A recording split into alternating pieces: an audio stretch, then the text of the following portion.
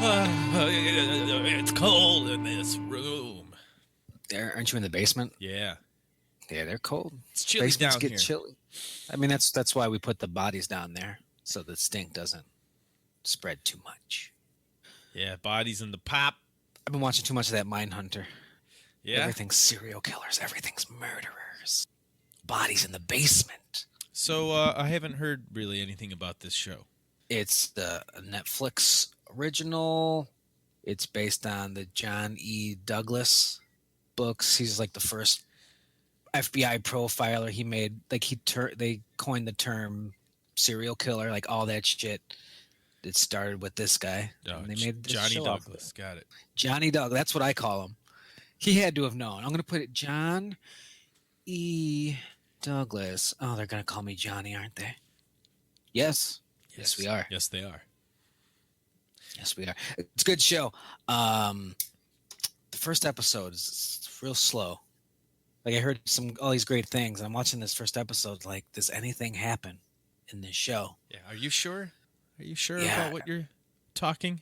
Yeah, because I know I'm going to meet people who are like, yeah, I tried watching it, but I couldn't get into it. I'm like, I feel you, but watch the second and third episodes. Do you remember when entire series were like that? Where you say a series has 8 seasons, and you're like, yeah, the first season's kind of slow. That's what I hear about Star Trek: The Next Generation. They say it doesn't really start getting good until 3, and that's way too long. I feel like Supernatural's like that. Not in terms of slowness or like excitement or anything, but just in terms of I don't know, like a chemistry, like a it doesn't really click for me until like about the 3rd season. Yeah. I'm trying to think what else. See, I don't have the patience, so I can't really give you examples because I wouldn't know. I don't have the patience either. I just hop on. So when Chris started watching Supernatural, I was like, oh, yeah, And then, I noticed that when I started paying attention more was like at the end of season 2, like season 2 finale. So then I started watching 3. So I just jumped in. Same thing with Lost. I tried watching the first few episodes. I'm like, I don't care. These people are, they're lost. A plane crashed. I don't give a shit. And then I watched like a season 2 recap before season 3 started. I'm like, oh, that's pretty interesting. Yeah. Yeah, I do. I love a good season recap. Yeah, that's all great. I need.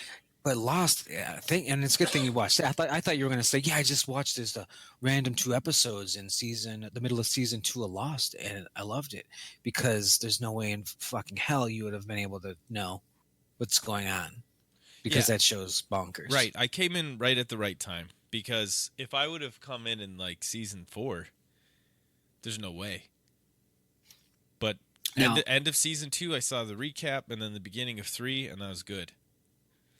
So that's about watching a show late, jumping in late. Have you ever jumped off of a show because you just lost interest or it got bad? Because I don't. Dexter's the only one I've ever done that with, but Lost, people started hating Lost and they stopped watching. But I watched all of it. House of Cards, people stopped watching that because the last couple of seasons were really bad. But I'm going to watch all of it, even if they do one without Kevin Spacey, which is probably preferred. Yeah, isn't that sort of unavoidable at this point? Yeah, I don't know what they're going to do. They're just going to replace him with a cat. President Cat. Time Cat. He's a president now. It's going to be him and Louis C.K. Yeah, just blowing loads in the Oval Office. Yes, there were several. Arrow. I watched. I didn't start with Arrow. Like I didn't start watching it when it came out, but I watched. I heard, hey, it's pretty good. So then I watched the first 2 seasons as 3 was on TV, and then I started watching 3. After that was on Netflix, and then 4 was just bad. I just stopped at 4. I couldn't do it. Same thing happened to me with Smallville. I want to say like maybe the first 2 first 2.5 seasons of Smallville maybe I watched. I just had to go. Like I got to go. I'm sorry. I think I also had to go with Smallville, but here I think here's the difference. Those shows, even Arrow, I think, they don't have complex storylines. They're very it's like monster of the week, bad guy of the week. So you can just leave. Like if it were X-Files, if you just got tired of X-Files, it's like, yeah, you're not really missing anything. But you can't really jump off after season 5 of Game of Thrones and say I'm done. You're like, no, you want to know all of the things that they've been building to. What's this? Who's that? Who's gonna fuck who? Who's gonna win this throne? But with, Supernatural, it's like, I mean, they have the overall storyline with like the parents or something, and it's just like, just tell me who won. Just tell me who the dad was. Yeah. Who's the daddy? Yeah, the best seasons of Supernatural, they really skirt the line where the big story is really good, and then the other episodes, like the filler ones, are really entertaining. And sort of the seasons I don't like, I don't care about the big story. And then they do too much of the big story, and it's something I don't care about. So I don't get the little fun in between episodes as much, and the big story's boring. So Yeah, I think that happened to X-Files, because the first 2-3 seasons, very monster of the week. But meanwhile, this overarching storyline of Mulder and his sister, she was abducted, and he's got this vendetta against aliens, and what's that all about? And they kind of wrapped that up, and it wasn't fantastic. And then they just kept going, and they said, well, now it's a new thing. We're yeah, going to do this new thing. I think now when you're dealing with the HBO and the Netflix shows, you got a way smaller episode count, and then you got it's hard to keep people locked in. Like, I watched Smallville out of habit after the first season. I was just like, yeah, this is what I do on this day. I watch Smallville, and maybe it'll go here, maybe it'll go there, maybe it'll go there. And I think when you're talking about the show, what was it? Making a Murderer? What was the show you're talking about? Mindhunter. Hitman? Oh, Mindhunter. With new shows, if the first episode or two starts off slow, people just tap out right away because there's so much out there that's going to be a self-contained story. And I feel like Making a Murderer was the opposite. Like, Making a Murderer was so addicting for me. And then, like, the last 2 episodes, I'm like, what? That's it? Nothing. Yeah, he goes to jail. He goes to jail. What? That's it? Yeah. Or if they started with episodes that were not that compelling, no one would have made it that far. For some reason, crime stories are like that. Serial kinda was just a fucking blockbuster podcast. It was must listen. In the final couple episodes, they just limped to the finish line. And there was another one recently. It was a true crime podcast, and it was very engaging. It started with a bang. It just got even better, and then the final couple just kind of petered out. Because then another's like, yeah, then they went to court for like 2 years. Yeah, jail. You could have made that part of the show 4 minutes, please. Yeah. I get you there. Television's great. Jim, on this episode, I want to talk about 3 things, because we're going to wrap up our Halloween discussions. We are. For a little bit. I'm sure we'll get back into it at some point. But and as news comes in about the new movie, I know we'll talk about it more. Yeah. Okay, so I had to do some deep thought. And I believe last episode I said Halloween 2 is the first Halloween I'd actually seen. I lied. Oh. I remembered that Halloween 5 was the first Halloween I had seen. And I'll tell you why I remembered this. 6 was about to come out at the theater. And it was sort of up in the air if I was going to be able to go see it. My mom was kind of strict with that. So 5 was the newest one. And my cousin was going to go see 6. So he rented 5. And we watched that. So my order actually went like 5, 2, 1. And then whatever I said after that.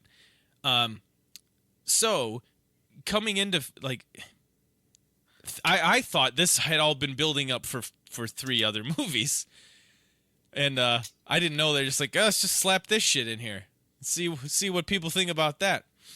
So my first exposure to the Thorn and that storyline was seeing Halloween 5, and they show you a few shots of Michael's wrist up close, and you see this thing on there, and then cut throughout the movie, almost seeming meaningless until the extreme very end, is this man in black. He gets off a bus, throws a cigarette, kicks a dog up the ass.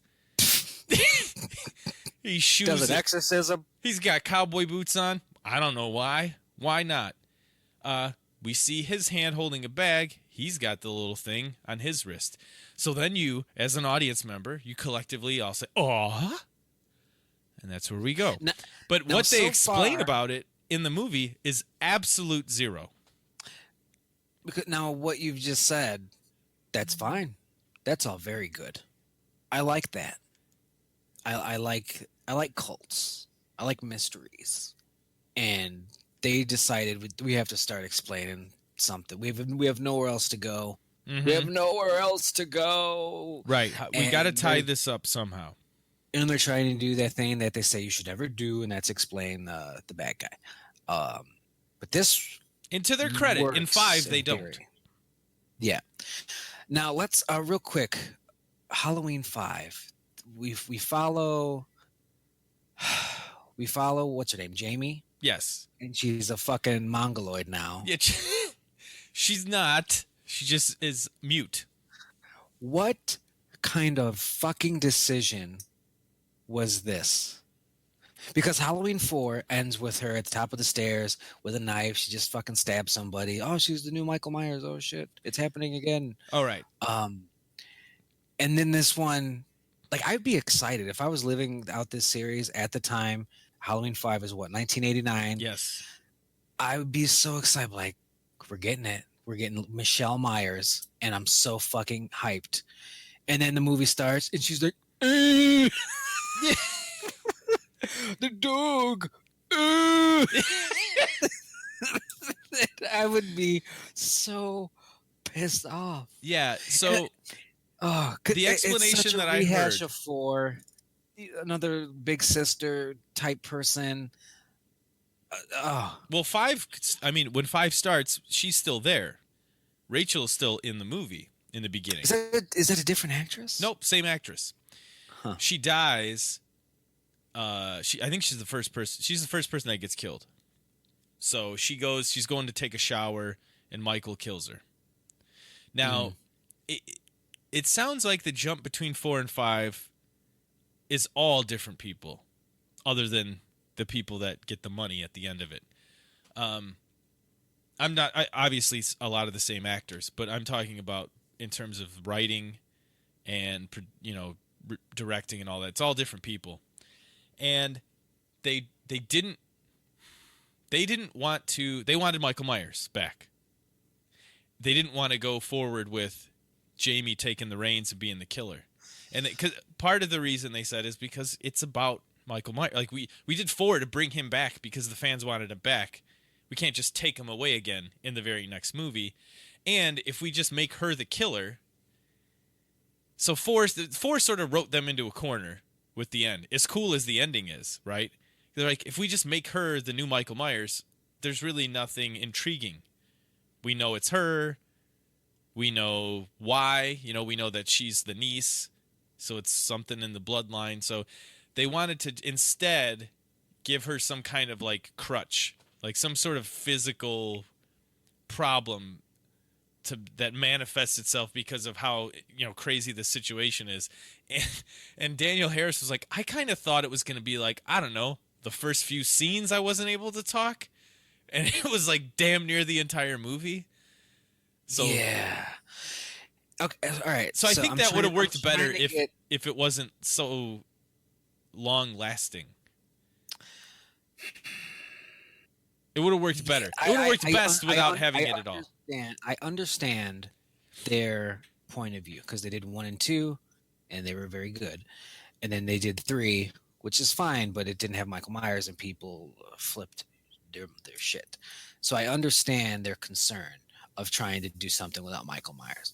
At the same time, you wrote yourself into this corner with the Correct. end of Halloween 4. And I don't look at it as a bad thing. It's a happy mistake. It's a happy little, we made a happy little mistake. Because now you can have Lady Michael Myers. And what the fuck is stopping you from having actual Michael Myers as well? Nothing.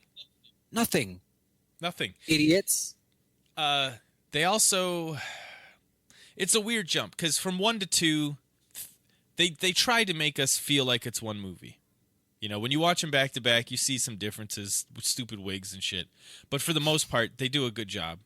Yeah. But from 4 to 5, so as shitty as The Mask is in 4, or, you know, however the fans hate it, whatever, they use the same mold from 1 and 2 to make it. They were trying. And then in 5, they just made a new mask altogether. But he doesn't get a new mask. Like in 4, he grabs a new mask at the drugstore and puts it on. In 5, it's the same mask. It should be. It is. I mean, it is. I mean, in story. He gets. They show the cut. They show the clips from the end of 4, while he's getting shot. You know, actual footage from 4, and then they show he falls down a well. Like at the exact same, you know, seconds later, and it's a different mask. Looks nothing like the mask from 4, and then he rolls down the stream, and then the old man takes care of him in his cabin for exactly 1 year. It's like they had like a bet. I bet you can't make that mask worse. Oh. I mean, the hair's kind of better some ways, but the neck is so huge. The neck, it's just like a floppy neck all the time. I don't know. It's too it would work if Michael Myers the man was like this skinny, like burnt up, which he is. Mm-hmm. It should be. But like just emaciated little thing, and that's why it's so baggy. Instead, it's just stupid. Yeah, it's dumb for me. If you're gonna, I know you want to get rid of the shitty mask in 4, but make it a better mask. Don't make it the shittier mask. I mean, they did a good job in the Busta Rhymes one. In comparison, they gave him fucking eyebrows, but hey, you know. I think where they really screwed up right from the get-go is making it a year later. It's got to be on Halloween, Jim. It's called Halloween. Yeah, I understand, but no, I agree. Because, like I said, if you're watching the end of Halloween 4 and she's at the top of the stairs, and we got new Michael Myers, Michelle Myers, I would expect Halloween 5 to take place. I don't know, 10 years, so we can at least do something with that. Yep, either do something like that or give us another 1 and 2. Give us another same day. Yeah, same night, same, you know, something closer in time, because when he's set on fire at the end of 2, and then we find out in 4, we put him out, put him into custody, locked him up, and we've been, he's been locked up and being taken care of by the government. That's somewhat plausible.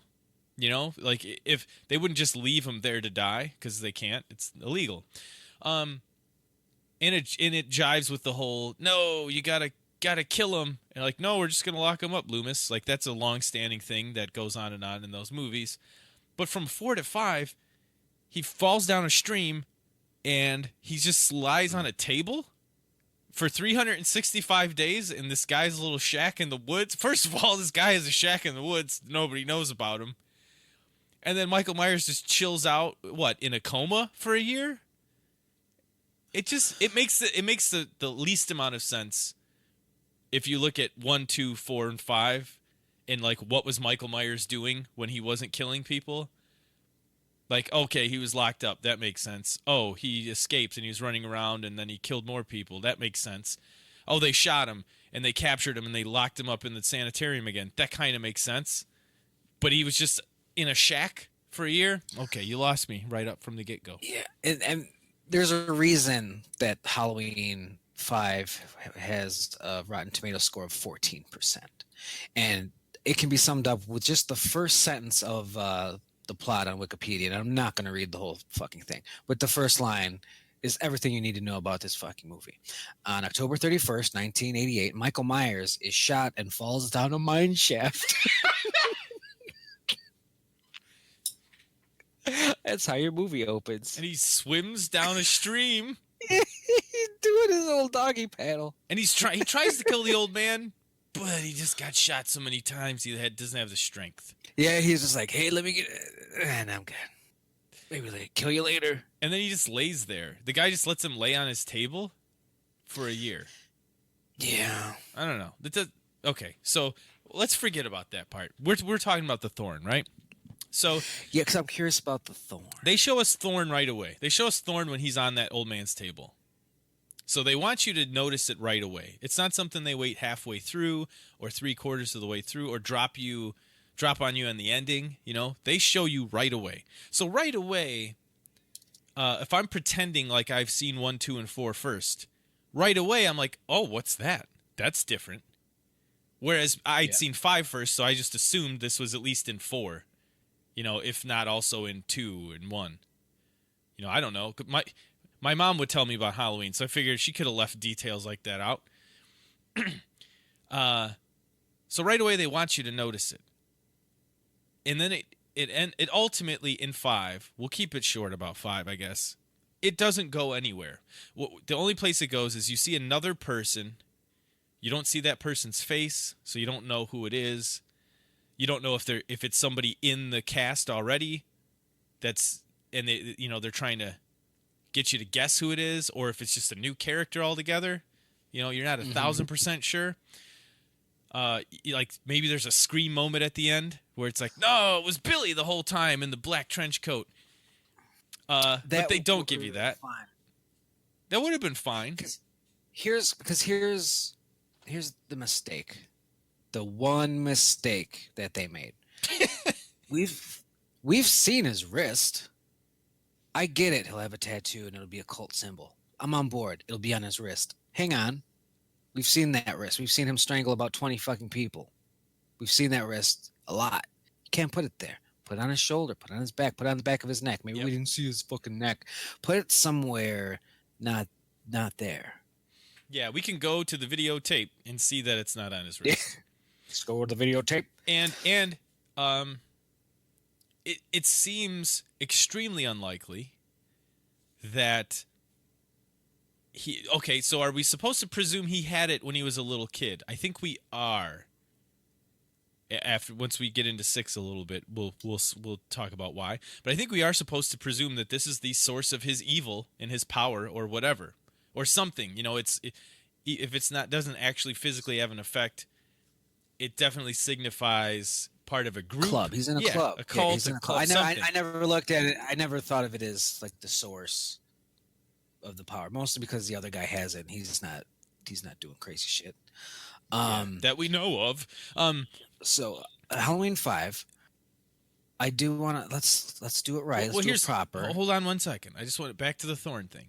If we are to presume that this is either he's evil because he's in this group, or this actual thing makes him evil, this sort of marking, they would have definitely seen it taking care of him every single day for 15 years after he killed his sister. It would have been in the notes, Doctor. It would have been in Loomis's note. For sure, in his notes. Although and Loomis doesn't say shit about his sister wasn't in the fucking notes, so who knows? Yeah. It was sealed away. It was sealed to protect her.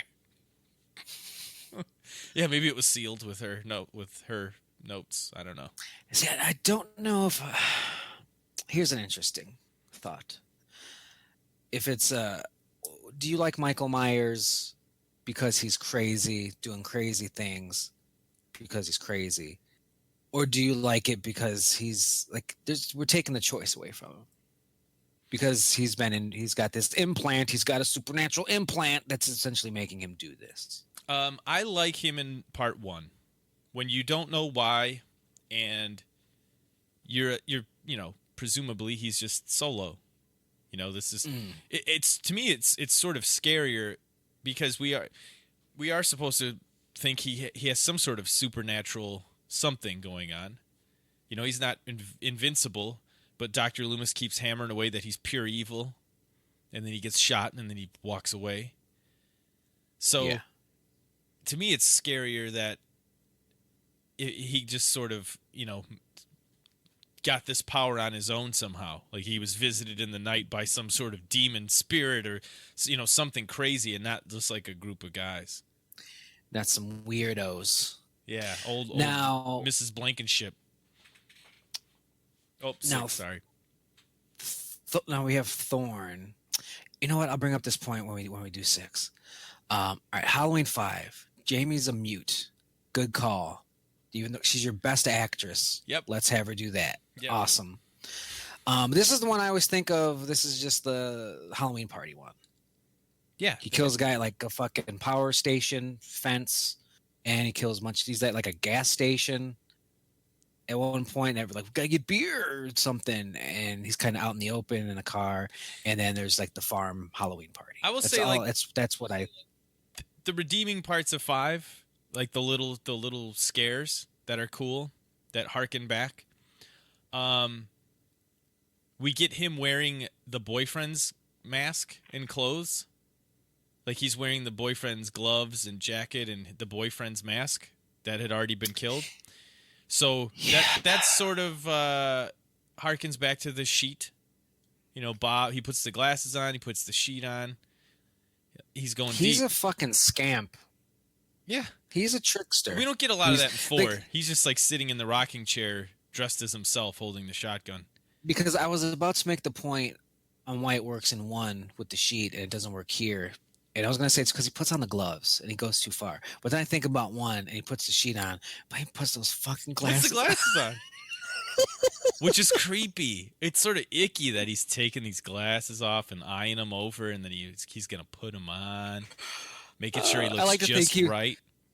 Yeah, I like to think that he's down there and he kills Bob and he puts the sheet over and he's like, something's wrong. Something's just a little off. The rage. They start talking about the rage. 5 is when they start talking about the rage inside of him.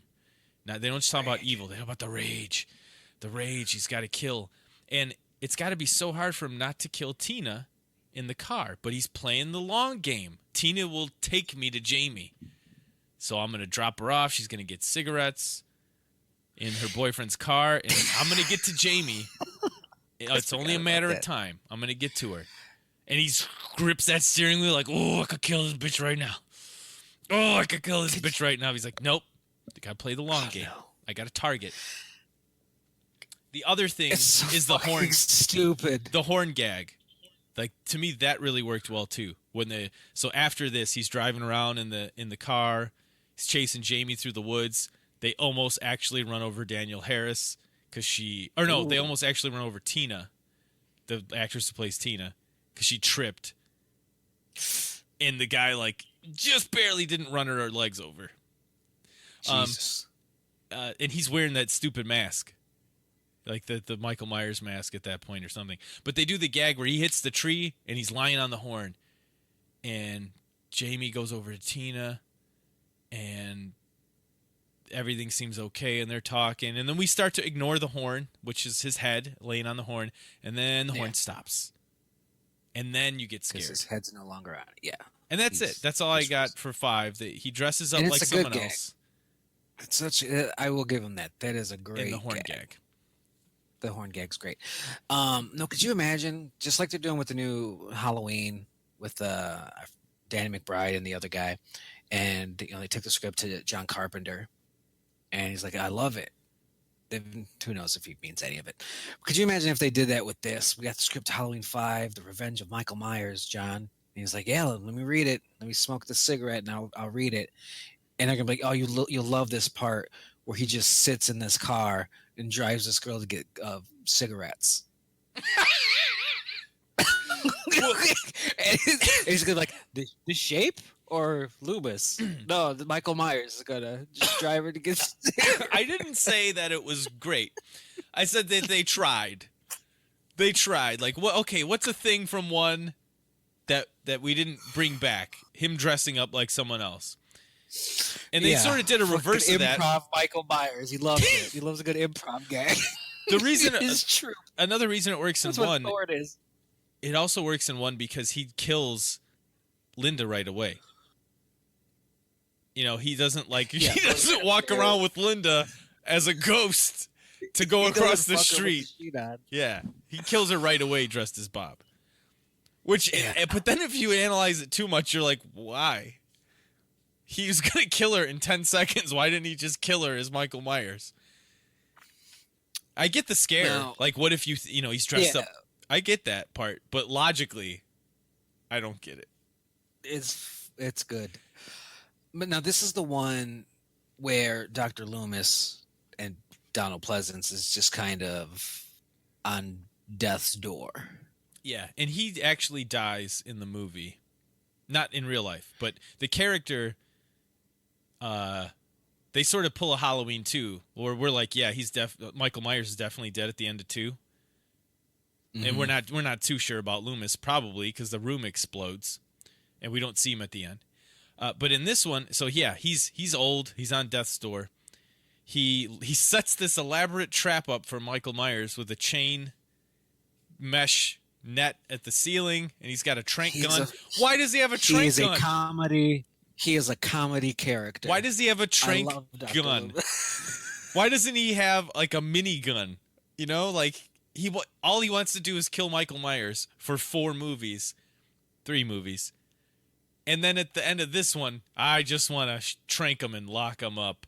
So at the end, Michael's got the net over him. He's tranking him up, and then he just starts beating him with the board. And he had already been cut a little bit before that in the stomach. And then it seems like he has a heart attack. Like he beats him so bad with the board that he has a heart attack. And he falls on Michael, and his eyes are wide, like dead eyes, like wide open. He's dead. And it was the thing I watched said, yeah, he was supposed to be dead. Like that was supposed to be the end of Dr. Loomis. But then, yeah, I mean, they call it a stroke.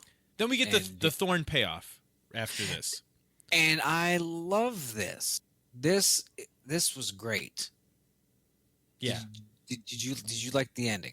I liked the ending a lot, especially when the first time I saw it. I thought it was super neat. So he gets tranked, and they lock him up in the sheriff's station. And he's playing with the chains. He's playing with his cuffs in the cell with his head down. I don't remember that. Yep, it's creepy. That's almost, I gotta rewatch that part. Yeah, and they're pretty happy with his mask on. By the way, they don't want to touch him. I don't blame him. So they got him locked up, and they're gonna move him to a bigger, actual secure place sometime. And they're talking about how he's gonna be there till he dies, and Jamie says he'll never die. And they get her the fuck out of there. They're like, "You're a little girl. She got the blood on her face.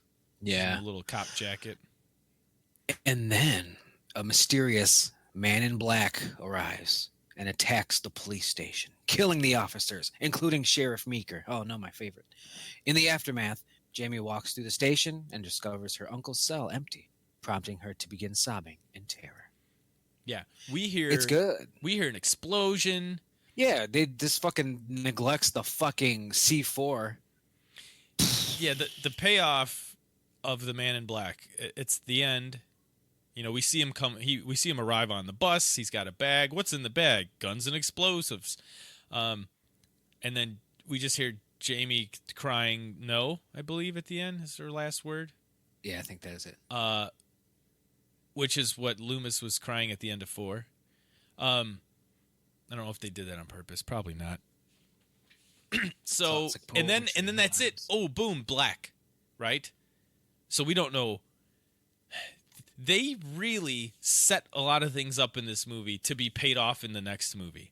They went all in with that. They didn't say shit about the Thorn. They gave it to you right away. Didn't say shit about it. Give you this character that breaks Michael out of prison.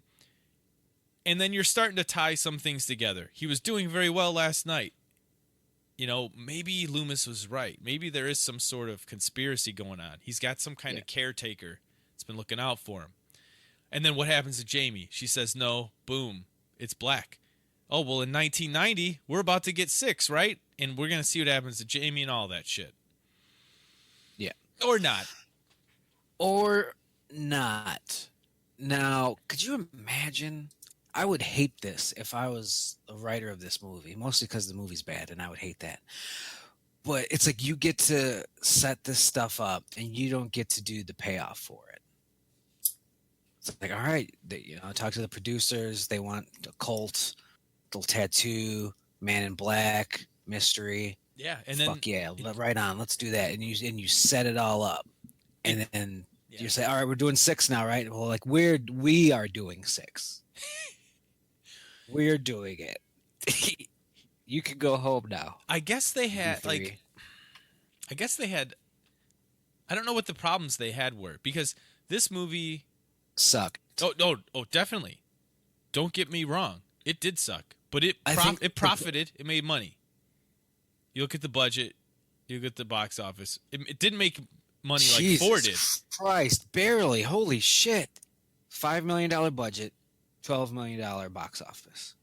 That's it. I mean, technically they did. I mean, they did the old Blumhouse, I guess. They did their own right there, Fred. Blumhouse five times it at least. This, I mean, and then you got advertising. Yeah, I could definitely see this being a disappointment, even if it didn't, bankrupt the studio. So Danielle Harris talks about 1990 rolling around, and she's like going to parties at Mustafa Akkad's house and hanging out with his kids and just like waiting for 6 to happen, and then it just never happens. 90, 91, nothing happens, and she goes home. So this movie, they really should have stopped it there. Make 5 the aberration, and then do your H2O type shit. Skip 6. But they didn't. They went hard in the paint with Thorn. Finally, we're going to know why. We're going to know, what is this thing on his wrist? How deep does this conspiracy go? And then you realize sometimes you don't want that. You want you to just cut your losses and go away. Now, is 5 the one where we see the Man in Black's face? No. Okay, is that 6 then? That is 6. Okay, it's like Dr. Loomis's buddy. It's Dr. Wynn. The guy who runs Smith's Grove. And that's where it all kind of starts. It's just this fucking nobody old man. That's where things start going bad. And it reminds me of, other mysterious characters like this. For example, X-Files. You got the cigarette smoking man. And he was always in the shadows, and he was always super cool. And then he started talking, and you thought, oh boy, here we go. But you know what? They made it work. They made him interesting. And they kept giving him more creepy mystery angles, and he had that value. That's what they didn't do with 6. Yeah. I mean, he's actually a character with lines in 6. It just doesn't work. It just doesn't work. In 5, when you have a weird, like, sort of complex storyline for a slasher movie like this, you can't wait 6 years in between movies. And then I think that's where 6 really failed, is they tied it together. They kept true to that storyline, and they finished it off. But nobody remembered 5. It was 6 years later. Yeah. It's a popcorn movie, John Carpenter said, I want people to go to the show. Well, he didn't say show because he's not from Chicago. But I want people to go with their dates and be scared. And that's why horror's fun. Boom. Yeah, end of story. So you go into Halloween 6, you just want Halloween. And you get, what the fuck is a baby? You're painting blood on a baby's belly? Isn't this the one with the guy with the white mask? What are you doing? Where's Shatner? Yeah. What are you doing? Where's the crazy sheriff in town? We need one of those. Hey, where's the bush guy just hiding in the bush? Is he still around? Hey, Lonnie. Ronnie, get me a chair. Yeah, they step away from slasher and they lean heavily on the mythology and lore, which is a choice that they made. It's a choice that backfired, and a lot of it backfired. It front fired. It side fired. Now I know people are saying Halloween 6. This is Halloween 6: The Curse of Michael Myers, also known as the one with Paul Rudd. Yeah. Oh, it's the Paul Rudd. They're talking about the Paul Rudd one. Yeah. Paul Rudd one. I think Paul Rudd shot Clueless, and Clueless came out before this movie came out, but he shot this first, so it's like introducing Paul Rudd or some stupid shit. This is like his Nice. actual technical first movie. And Wishes. Tommy Doyle. What was He's it? Tommy Doyle. He's the little boy from part one. Remember Yeah. the little boy who wants to carve the pumpkin? Boogeyman, all that shit. Well, he's grown up now and he's Paul Rudd. And he lacks every characteristic a human being would have. No, because one of the Humor. characteristics you want a human being to have is you're scared that they're going to rape you in the dark, right? Because if that's Yeah. one of the ones you want, he's got that. It doesn't matter if you're a small child. Doesn't matter if you're Kara across the street. You feel like he could rape any of you at any minute. Yeah. Now, Did I go too far with that? Did I get no, you you off didn't. track? You didn't go too far. I just don't know how hard I want to go in on this movie because We don't have I'm. to. We don't have to. I don't want to like scene by scene. I don't want to go in. We didn't go to 5 that hard, really. Yeah. We didn't really break down much of it.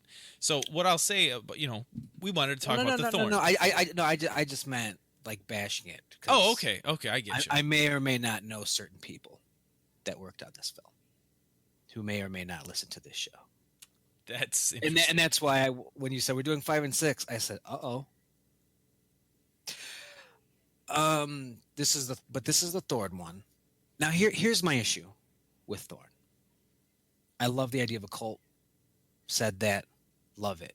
They went with the Thorn route. They said let's make a thing. We're gonna call it Thorn. And God Here's the bless him. symbol. It's a real thing. It's a real symbol. Is it? Yep. Interesting. Now if they wanted to be so true to the previous movies, you already had a cult in your franchise. Remember that? Yep. Remember Halloween 3? You sure did. And this is sort of eerily. This is the closest to 3 that we get, if you Yeah. think about it. Yeah. I wish instead of Thorn that they went that route and kind of tied it together, because people would then watch 3 all the time and they try to look at every little detail and all that kind of shit. Yep. And like you had your little fucking Irish robot weird cult shit there. Yeah, and this And is a then weird you had- Irish then you- cult too. Then you'd have that. Oh, is Michael Myers, or is he a robot? Is he an alien? What does Stonehenge have to do with this now? And it's already built in. It's built in, and you could have expanded and picked and choose what you wanted to do with it. But they went the original route with Thorn, and this is where we get the payoff to it. And the movie opens with Jamie. She's an adult now, and she's having a baby. She had a baby. She had a baby, and she's driving in the car with the baby. She's got her hospital gown on and shit, and somebody's in the car behind her, and she's freaking out, and she gets out of like the train station or something, and she ends up hiding her baby, because we know what happens to this fucking family. Right. Michael Myers gonna come after you. So Right. she's trying to hide her baby, and she hides her baby in the bathroom at the train station. That's a start to your movie. In the bathroom stall? No, it's under the sink. Oh yeah, she climbs out the stall window. That's what I'm thinking of. She hides the baby under the sink, and then he's checking the stalls, and he sees the stall with the window that's open, and then he follows Jamie. Yeah, and he kills Jamie, pales her. Yes. Also, Jamie isn't mute, and it's also not Daniel Harris. No, it is not. There's so many failures. And Daniel Harris tried so hard to be in this movie. She's like, just give me some wrinkles. She paid $5,000. They said, we're going to pay you scale. And she said, okay. And they're like, but what we meant was, so then she had to, she went to, there's some stupid legal shit where she had to be like, oh, we want an 18-year-old. You're not 18 yet. And we got to skirt all the child laws. So she's like, okay. And she paid $5,000 to emancipate herself to be an adult at 17. And then they still didn't give her the goddamn part. Why? We're going in a different direction. Or something. I don't know. We don't want anyone to see this movie. I don't know. Do you remember the actress who played Jamie in this? Nope. Nobody does. Daniel Harris does. And they're buddies. She feels bad for her. Her name is J.C. Brandy. That's a real name. And she was also in Ant Beacon. Tree falls in the Parkway. Dog Star and Wait. Boomtown. Dog Star is Keanu Reeves' band's name. Yeah, she's the roadie for Dog Star. She's just maybe an up and coming actress that didn't have the So career. hey, that, Paul Rudd was an up and coming actor. Yeah, it worked out for Paul Rudd. Didn't work out for J.C. Brandy in her It's a 2-minute scene. Here's the thing. Give it to Danielle Hare. I hate that. There's another cut of the movie. I know this. Yeah. And she does not die. She gets injured by Michael, ends up in the hospital, and doesn't get killed until like halfway through the movie. She's in the hospital, and the man in black shoots her. And they're like, let's just have Michael kill her right away, because why should the man in black shoot her in the hospital? God, it would have been so much worse. So yeah, this one, she hides her baby, and she gets on the phone. She calls a radio station because the DJ is going to play a very important part in this story for some reason. Yeah. And she says, Michael's back. Blah, blah, blah. Haddonfield, this, that, and the other. And you can hear the baby crying in the background. And the guy's like, whoa, somebody's been drinking a little too much tonight. And Paul Rudd, Tommy Doyle, is listening to it. He says, that sounds like a familiar voice. And is that a baby in the background? And he... Enhance. Yeah, he uses his fucking audio skills to yeah, it is a baby. Yeah, let me fire up Audacity here. Yeah, it's a baby. And he goes to the train station or bus station, and he finds the baby. And now we got a new movie called Paul Rudd's Got a Baby. Paul Rudd carrying a blood baby. Oh, I'm going to call you Steven, and I'm going to rub this blood off of you, but not with soap.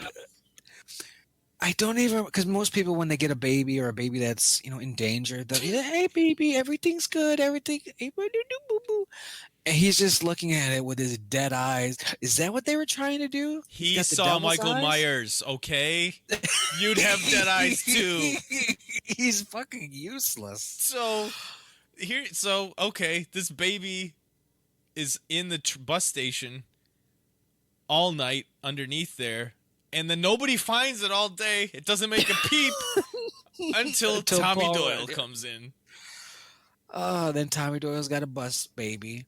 Yeah, so they're doing like a Halloween episode, and that's why Dr. Loomis was listening, that's why Tommy was listening, and then you had people calling in like, oh man, you know what it is? It's the CIA. They're keeping him alive, blah, blah, blah. And you know what those are? I guarantee those were actual real things that they threw away. Absolutely. No, that's dumb. We can't use that. Yeah, I'll put it in the radio scene. That's great. Do you remember any of the other ones, or was that the only one? There's one that he's a CIA assassin, and there's one where he's like from outer space or something. He's like an alien. Oh God! So I bet those were on the outline board for a while, or whatever you people do. I thought you were joking. He does name him Steven. Yeah. Oh yeah, he names him Steven. Come on. God damn it. This fucking movie. Just when you thought 4 and 5 were real bad, you got the curse of Michael Myers. Steven. Yeah, that's a good name. Oh, you got this blood on you? I'm just going to take a wet rag and rub it around on your stomach. Right in your eyes. Let me squeeze it up right over your face. And it makes sense that he doesn't go to the authorities, right? He's crazy. He's a conspiracy nut. And he knows Michael's out there. And he knows... because old man Thorn must have told him that Michael's come over this baby. Old man Thorn. Now, what was the Friday the 13th with Corey Feldman? Part 4 and 5, but 4. And that's what you're thinking of. And that's probably what, 89? 4? 90? No, 84. Yeah. 84. Oh, Jesus Christ. Okay, so yeah, that's like 10 years prior. Because this Tommy Doyle situation is very Tommy Jarvis to me. Yeah. I saw him as a kid. I survived, and now I'm gonna get him. Yeah, except way less direct than that. And he's also like when he's an adult, he's kind of a weirdo. Like you think the one adult Tommy Doyle's like really good and intense, and I just think it's a fucking weirdo. And that's what I think about Paul Rudd's Tommy Doyle. He's just this awkward fuck. So weird. Scarred, stunted. So yeah, Michael shows up and it's Halloween party time. It's crazy, it's Haddonfield. So Hmm. this is a big thing for them. And I don't know, people get killed. Dr. Loomis, his friend, shows up But it's like to talk secret to Dr. Halloween Loomis. because Halloween is banned. The sheriff bans it, so it's like we're not supposed to go out and celebrate, but we're going to anyway. We find there's another wrinkle that we find out that whatever the Kara, the protagonist, for no reason, no relation to anybody. Oh, she's a Strode. She's a Strode. So she's the adopted parents of Laurie Strode's real family, and they live in the Myers house, and he didn't tell his family that. Yeah. Also, they never talk to anybody in town ever. No, right? Like it doesn't move. They didn't like let's jack this house up on a flatbed, and drive it down the street so no one knows it's the Myers house. And even like somebody in her 6-year-old son Danny's class would be like, "You live in the killer's house," Anybody? and like that shit's coming back. That's Look, so stupid. Like that's unacceptable. That's first draft shit where you go, "Oh, that's quite a hole there." Got to erase that. Sorry, folks. unacceptable and unnecessary because it doesn't matter. The fact that they live in the Myers house doesn't matter. It's No, not. not even This a isn't little a bit. movie where it's like, don't go into that house. You know what happens in there. This isn't that movie. It never has been. So it doesn't matter. And they're Strodes. They're from Haddonfield. They're all gonna know it's the Myers house. Everyone You knows never there's no told us. It's like the Amityville house. People know. Just seeing it, they're like, "That there. Did you see those windows? That's Yeah. the one." And it was never. You were never safe because you didn't go in there. How many people did Michael Myers kill in the Myers house? One goddamn person, unless you count Busta 5. Rhymes. Got Busta Rhymes. Yeah, there. after the Got fact. the And then girl in from 5, I forgot that was the Myers house at the end. I think he kills a couple cops there or something. Battlestar Galactica chick. Yeah, and it's all over the place because Doesn't know what it's doing. it's focus on Thorn or focus on Tommy Doyle or focus on Kara, because then you got like her abusive dad who just like slaps her in the fucking face, and then the little boy grabs a knife and they start doing that fucking tease again for no reason. He's And then a he sees the Strode and he's man. got a knife to you. He sees the man in black He in his sees the man in dreams. black yeah. Daddy, come to me, Daddy. Ooh, ah, ooh, ah.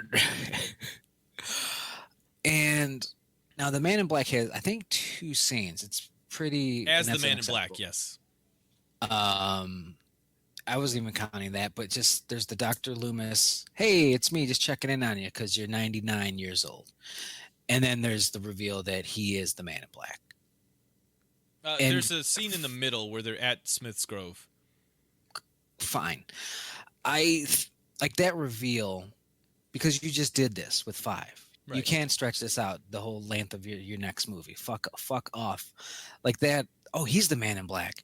That has to happen before the halfway mark of your movie, Please. and then you start doing more stuff and do it that way. But that's not what they did. No. And they tried to build us. They tried to give us 4 again with They little did. little Danny Strode. Ooh, I wonder if he's going to Ooh. turn evil. Who gives a shit? Yeah, they had their shot with that charming little girl who that producer thought was a midget because she was so damn good. Danielle Harris. And You then had she- your chance. Then she paid $5,000. It was willing to work for scale to be in your shit show of a movie. You turned her down. Spit in her fucking face. Don't All you right, think so this would have Tommy- been better? Forget about the Strode people, and then have Jamie. The baby thing is dumb too, because in the producer's cut, it's 100% certain that that's Michael's baby.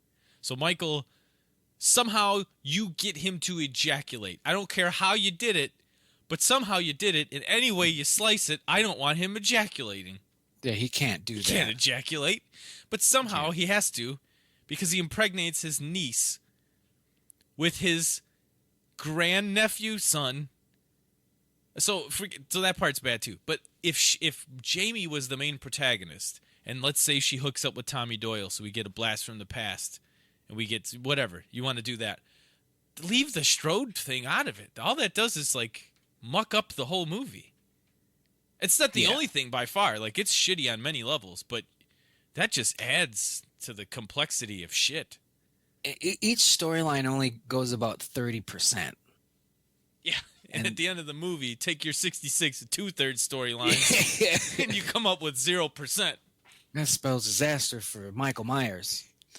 Now, all right, so the cult, uh, Dr. Wynn, he reveals himself, and they take Kara, Danny, and Steven, little Steven, Mm-hmm. and Michael to Smith's Grove, blah, blah, blah. He wants to control and study the power of Thorn. I hate that. It doesn't make You have sense. you you have to have mastered this. I don't want this to be a work in progress. Oh, we're learning. And Michael was a bit of an experiment. No. No, it's the worst part of this where the story goes. Yeah. There's babies in jars. You don't know if there maybe are some space alien shit down in that basement. There's green shit that they stick in Michael's neck. Yeah. I so Wynn wants Loomis to join in on the conspiracy and reveals that Jamie's baby represents a new cycle of Michael's evil. Blah, blah, blah. Is this where they say it was his? No. Oh, okay. They don't in the theatrical cut they don't say it's his baby. Okay, but in the other one. But in the producer's cut they do say it's his baby at some point. I think she says it to him like it's your baby, Michael. You know it is or something. Jamie says that. And this is where it's inconsistent and it makes no sense. He says we're gonna see this baby, see Steven, see the bus baby. We're gonna make him new Michael. We're gonna curse him. We're gonna do blood stuff to his belly, and he's gonna be evil. But wait, now weren't you doing that with Danny? Yeah, you just showed Danny holding the knife. You did this with Danielle in the previous movies. But now it's just we pick it. It's not a bloodline thing at all. It's just we like getting little babies and creating monsters out of them. He comes to you in the night when you were 6 years old. So Loomis somehow knocks this motherfucker out with his old man strength. He's a superhero at this point. And Michael just kills everybody. Yeah, Michael goes which is awesome on a rampage, and he's like, he's just like this thing, and then he kills everybody with it. He has his own people, like the Thorn people. It didn't matter. Yeah, he went crazy. He went buck wild. Yeah, that's great. So they flee, and they hide, because that's what you want. Regaining consciousness, Loomis helps Kara and the children escape the hospital. Yeah, that's the other thing we forgot. Yeah. They kidnap Kara. Yep. Like she's gonna be part of this somehow. Because they need to say the exposition to someone. So they got her. Steven can't understand him. There's that thread, and then they've got the thread with Steven, and they got the thread with Danny, and they just try and bunch them all together at the end there. And old Tommy. Tommy's there too for some reason. Just kill Tommy. He's useless. Right. Did they do that? When does Tommy die? He doesn't die. He hits Michael with the pipe. So she sticks him with the shit. He hits him with the pipe. And he sort of does some weird twitching and then hits him some more with the pipe over and over. And then they get the fuck out of there. And then they drive out. They pull up in his Jeep from Clueless. And he goes, Dr. Loomis or something, you know. And he's like, I've got some work to finish inside. They pull away and you just hear him scream. I did enjoy that. And then the mask is just there. What really, the real ending that they had was way more complicated and way shittier than what we had to endure. And it's Michael Myers is on the ground and Dr. Loomis pulls the mask off of him and it's the man in black dressed up like Michael Myers. And then the man in black's walking away, so you're meant to think, well, that's really Michael Myers. And then Dr. Loomis looks at his wrist, and he's got a thorn on it. I didn't make that up. That's what was real. They filmed it. It exists. And he looks in the mirror, and he's the bus baby. He looks in the mirror, and he screwed Bret Hart. Screwed Bret. Yeah, because this is a non-ending. This is Halloween 2 again, although that had more closure because they showed like the burning mask. Or this fucking 5 again. Yeah, you give us the scream and then nothing.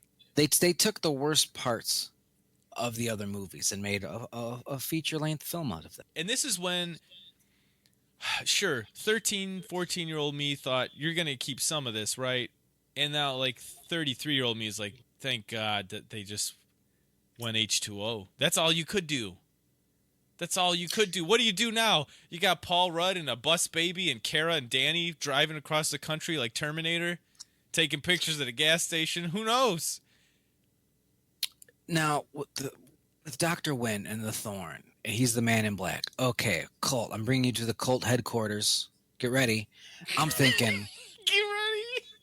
I'm thinking ritualistic platforms and weird sculptures, Dope. and the thing that we've talked about with a lot of movies, when you have a real badass mean character like the Man in Black kind of is, how do you make it all better, make it even cooler? Somebody even higher on that food chain, even more evil, the real cult leader, and we get to see that evil son of a bitch. No, it's just him. And he doesn't know what he admits to us, I don't really know what I'm doing, and I don't know how to control Michael Myers, and I have no motive whatsoever for doing any of this. I don't even tell you that, like, well, this is just what's always been done in Haddonfield since the old 1715 incident at the well. They don't even do that. It's just like, I had this crazy idea one day to talk to this kid and talk him into, I don't know. Mrs. Blankenship tries to shed a little light on this. The crazy old lady that lives in the house with Tommy. And they never even give you that, like Dr. Wynn, like, yes, I found him and I did this to little Michael, and then 2 months later he killed Judith, and I was like, oh yeah. We get a little bit of that exposition from Mrs. Blankenship when What did she say? She says that when she first runs into Danny and Kara, when he's bringing him up to see old Steven, she says he hears the voices. He hears the voice, and Michael heard the voice too. And the night that he killed his sister, he heard she says a little bit of it, Okay. and then when we find out she's in on it, like she's in on the cult, like she's got a knife, and she tries to kidnap Kara. She's got the thorn on her wrist. Never noticed that before, though. Yeah, it's only on the home video VHS because of the way the pan and scan is or something. Doesn't make sense. That's what Wikipedia said, at least. Anyway, she says, yeah, the voice came to him. He's hearing the voice just like Michael did that night. So then we're like, what's the fuck with the baby then? If this happens when you're about 6 and the Man in Black says shit to you. Yeah, come to daddy. Yeah. Do whatever the fuck he says. He gets in your bedroom like a fucking creeper, and he just says some shit. Yeah, there's like... It makes you think that Man in Black is powerful, has like magical powers or something, and he doesn't. He's just like, I don't know. Yeah, that would be neat. He says a fucking Irish incantation that's fucking evil as hell, and some people can fight it, but not many can. But if he gets you, whew, you're done. I guess. I guess anything. Just throwing shit at the wall. Instead of 30% of 3 different theories where it's in the blood, but maybe it's a little sacrifice, maybe, or it's just Irish thorn. I don't know. Maybe some of that too. It's fucking garbage. Stonehenge. Yeah, Stonehenge. Okay. It is hot. It's hot trash. It's garbage. Now, did we say we were gonna do like a bit of a pitch it? What was that about? Well, we talked about the Thorn. Where would we have taken this after 6? Oh God, that's not what I remember. Fuck. Yeah, it was like, what would we have done? And I literally have done this. When I was 12 years old, I wrote the sequel to 6, hand by hand, on a pad of paper, but wrote it out like a screenplay. And it just went, they wrote me into that corner. What was I supposed to do? He's like, I'll save you. So in mine, it flashes forward. Danny is the new Shape. He's got a different mask. He's the guy. He's their new Michael Jordan. And I think I couldn't find it. It's written. It's literally probably in the trash somewhere. Danny's the new Shape, and Michael's curse is broken. Like, he kills little Steven is however old now. Like, Danny was 21 because I had to make it tie together. So Danny's 21, like Michael was on Halloween. So I don't remember how old that would make the baby, but the baby dies. That kid dies. So the curse is broken, and Michael is not. The thorn's not on his wrist anymore. He's not part of the cult, but he won't stop killing, and they can't control him. And Danny's trying to do his thing and kill his bloodline off, and Michael just keeps mucking it up, killing everybody. And then they fight each other, because we got to have that. Gotta have that. So he's sort of like an anti-hero in the movie I wrote. It's just the force. He's like Michael Myers, how he should be. Yeah, he's back You're to like- just a solo.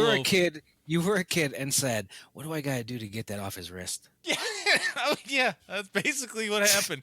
What do I got to do to get him back to being a solo show, killing people? We don't know why. I took the mystery back because I said, okay, well this thorn's off of him now. He's not supposed to be a killer anymore, but he just keeps killing everybody, and he's like picking off the Thorn cult. You know, and he wants to kill Dr. Wynn and all that. And what did you title it? Halloween Retcon? So, I don't know.